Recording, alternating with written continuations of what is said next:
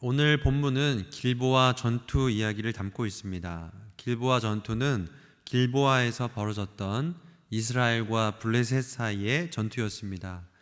이 전투의 결과부터 말씀드리자면 이스라엘이 블레셋에게 완전히 패배한 전투였고, 이 전투로 인해서 사울의 세 아들들이 전사하고 사울은 깊은 절망감에 빠져 자살하며 생을 마감하게 됩니다. 그래서 길보아 전투는 사울과 그의 집안을 향한 하나님의 심판이 실현된 것이라고 말할 수 있습니다. 오늘 본문은 그 전투의 서두에 해당이 됩니다. 싸움은 블레셋이 먼저 걸어왔습니다. 블레셋이 이스라엘에 침투하여 수넴이라는 곳에 진을 쳤고, 이스라엘은 이를 저지하기 위해 길보아라는 해발 600m의 산악 도시에 방어진을 친 것입니다.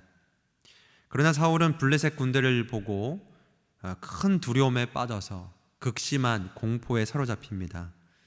그는 자신이 처한 난관에 대한 답을 얻기 위해 여호와께 묻습니다.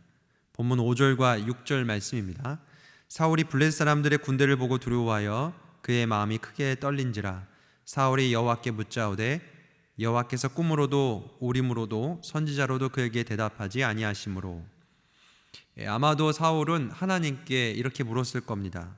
지금 블레셋이 수넴에 진을 쳤고 형세를 보니 우리가 매우 불리합니다. 하나님, 제가 지금 무엇을 해야 합니까? 이렇게 물었을 겁니다. 그러나 하나님은 꿈으로도 우림으로도 선지자로도 대답하지 않으십니다. 꿈, 우림, 선지자는 구약시대에 하나님이 계시를 내리실 때에 무언가를 말씀하실 때에 사용하시는 도구들이었습니다. 하나님은 어떠한 방법으로도 이 사울에게 대답을 하지 않으셨습니다. 다급했던 사울은 절대 하지 말아야 했던 극단적인 방법을 선택합니다. 신접한 여인을 찾아간 거죠. 신접한 여인은 쉽게 말하면 무당입니다. 율법은 무당을 찾아가서 묻고 점치는 행위를 아주 엄하게 금지하고 있습니다. 그럼에도 사울은 엔돌에 있던 신접한 여인을 찾아갔고 그 여인에게 이미 죽은 사울의 영을 불러 올려달라고 청합니다. 이때 사무엘의 영이 등장을 합니다. 이 사무엘의 영이 진짜인지 아니면 가짜인지는 우리가 이 시간 이 새벽에 다 논할 수가 없습니다. 중요한 것은 어쨌든 신접한 여인을 통해 불려 올려진 사무엘의 영이라는 존재가 있었고, 그 사무엘의 영을 통하여 사울이 어떤 메시지를 들었다라는 겁니다. 이 메시지에는 왜 하나님이 사울에게 응답하지 않으시는지 이러한 메시지가 담겨져 있습니다. 본문 16절부터 18절까지 말씀을 제가 읽어드리겠습니다.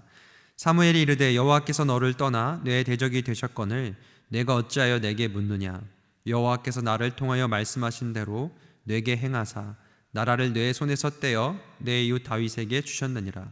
내가 여호와의 목소리를 순종하지 아니하고 그의 진노를 아말렉에게 쏟지 아니하였으므로 여호와께서 오늘 이 일을 내게 행하였고.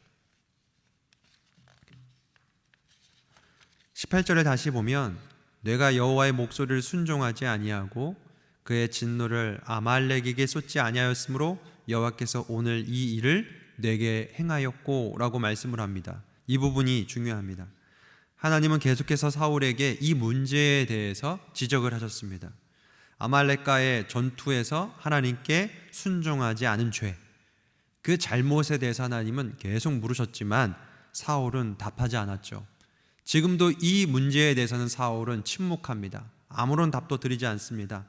하나님은 이 문제 때문에 사울을 버린 것이고 이 문제 때문에 그의 기도에 응답하지 않으시고 아무런 말씀도 하지 않으신 건데, 사울은 정작 하나님이 관심을 갖고 계신 이 문제에는 아무런 대답도 하지 않고 왜 자기의 문제에만 하나님이 대답하지 않으시냐고 그 질문만 드리고 있는 거죠. 여러분, 하나님이 아무런 말씀도 하지 않으셨던 시대가 또 있었습니다. 바로 엘리 제사장의 시대였습니다. 사무엘상 3장 1절 말씀입니다.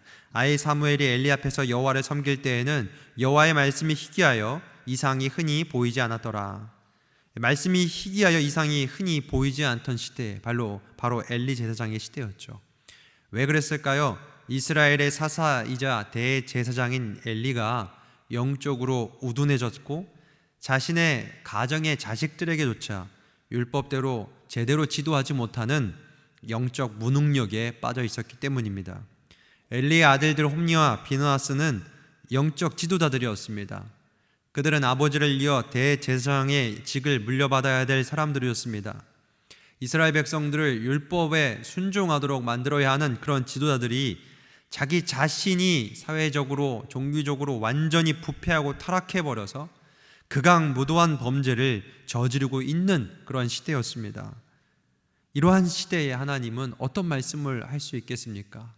하나님을 버리고 하나님의 말씀을 귓등으로도 듣지 않는 그들을 향하여 하나님은 철저하게 침묵하셨던 것입니다. 여러분, 우리가 어떤 문제에 닥쳤을 때 우리는 하나님께 묻습니다. 하나님, 나에게 이러한 문제가 있는데 어떻게 해야 합니까? 내가 무엇을 해야 이 문제를 해결할 수 있습니까? 하나님은 우리가 문제를 놓고 기도할 때에 하나님 우리에게 지혜를 주시고 피할 길을 열어주시는 하나님이십니다. 그런데요, 우리가 하나님의 말씀에 순종하지 않는 삶을 살면서 문제가 있을 때마다, 그냥 문제가 있을 때마다 하나님께 이 문제만 해결해 달라고 기도하고 있다면 과연 하나님은 우리에게 응답하실까요?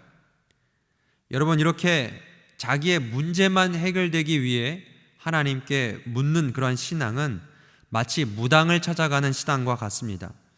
무당을 찾는 사람들은 내 문제를 해결하는 거기에만 관심이 있습니다. 무당을 찾아가는 사람이 그 무당이 섬기고 있는 귀신과 인격적인 교제를 누리고 싶어서 찾아가는 사람은 아무도 없습니다. 귀신에게 내 삶을 맡기고 귀신들의 뜻을 쫓아 살고 싶어서 무당을 찾아가는 사람은 아무도 없습니다. 그냥 내 문제만 해결되면 그만입니다. 그것으로 끝입니다. 지금 사울이 바로 그러한 신앙을 갖고 있습니다. 내 문제만 해결되면 하나님이 자신에게 뭘 원하시는지 묻지 않습니다. 내가 어떤 왕이 되기를 원하시는지, 하나님은 내게 어떠한 말씀에 순종하기를 원하셨는지 사울은 아무런 관심이 없는 채 자신의 문제만 해결해 달라고 하나님께 질문하고 있는 겁니다. 이것은 그냥 샤머니즘적 그런 신앙이라고 볼 수 있습니다. 무당을 찾아가는 신앙, 점치는 것과 다를 게 없다는 것이죠. 여러분들의 신앙은 어떻습니까? 하나님, 저 이런 문제 있습니다. 해결해 주시길 바랍니다. 내가 헌금도 하겠습니다. 봉사라면 시간도 내어 봉사하겠습니다. 이 문제만 해결되면 됩니다. 혹시 이렇게 하나님께 기도하고 있지 않습니까? 이 기도에서만 멈춘다면 우리의 신앙도 샤머니즘 신앙과 다를 게 없을 겁니다. 여러분, 우리의 신앙의 궁극적인 목적은, 또한 우리의 기도의 궁극적인 목적은 이 문제만 해결되는 것이 아니라 하나님의 말씀에 순종하는 것입니다. 하나님의 말씀에 순종하여서 하나님의 자녀답게 사는 것, 예수 그리스도를 온전히 닮아가는 것, 그것이 우리 신앙의 목적이요 우리가 드리는 기도의 목적이 되어야 합니다. 단지 내게 처한 문제 해결이 아니라 하나님의 뜻대로 사는 것, 하나님의 온전한 자녀로 사는 것, 그것이 우리의 향로가 되어야 합니다. 사울은 그렇지 않았습니다. 사울은 자신의 문제만 해결되길 원했고 하나님이 관심 갖는 문제에는 그는 귀를 기울이지 않았던 것이죠. 여러분, 우리의 신앙에 변화가 있기를 원합니다. 질적으로 성장하기를 원합니다. 문제 해결을 위한 비나이다의 신앙이 아닌 예수님 닮는 하나님의 온전한 자녀로 자라나는 우리 금강의 모든 가족들 되시기를 주님의 이름으로 축복합니다. 말씀을 생각하며 함께 기도하겠습니다.